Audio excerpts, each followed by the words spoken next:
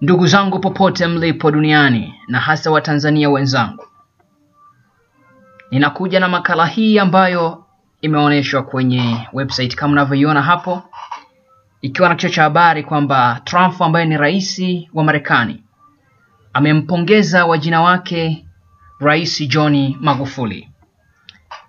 Basi tuweze kuangalia ni kitu gani hasa kimeweza kusababisha aweze kumpongeza. Ni yapi hasa ambayo ameyasema yanayoonyesha kwamba amempongeza. Okay. Washington DC. Rais Donald John Trump. John hii amemsifia Rais wa Tanzania Daktari John Pombe Magufuli kwa kuwa mfano mzuri wa viongozi wa Afrika. Wakati akisaini sheria ambayo itaenda kuwazuia wa Afrika wanaotoka nchi ambazo rais wao wanafahamu wanachokifanya na wanashindwa kuachia madaraka.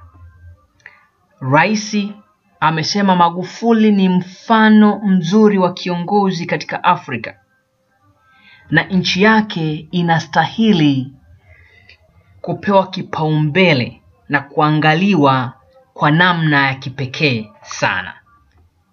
Sasa ndugu zangu wa Tanzania, huyu ni Rais Donald Trump ambaye yuko zake huko Marekani. Lakini pamoja na kwamba yuko mbali, ameweza kuchungulia na kuweza kuona Tanzania nini kinaendelea. Akaweza kuona kwamba katika nchi za Afrika sisi Tanzania tumebahatika kuwa na rais mzuri sana, Dr. John Pombe Magufuli. Wengine watasema uzuri wake ni upi wakati hali ya maisha imekuwa ngumu sana tofauti na zamani? Hapana. Kwani kuna kitu amekuja kunyang'anya nyumbani kwako? Kuna biashara amekuja kufungia? Mimi nadhani ifike wakati ambapo tunatakiwa tubadilishe akili zetu, tuweze kufanya kazi kwa bidii. Tumuunge mkono rais wetu, tufanye kazi, tuwe wabunifu, tupambane. Mwisho wa siku hii hali ngumu ya maisha itakuja kuondoka.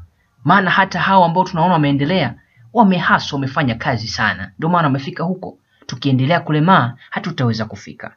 Nisiwachoshe. Kwa yule ambaye amefurahia video hii, basi haina budi kuweza kuangalia hapo kibutton chini, akaweza kusubscribe ili asipate shida siku nyingine. Basi nikitoa video nzuri anaweza kuiona na kawa kwanza kuiona.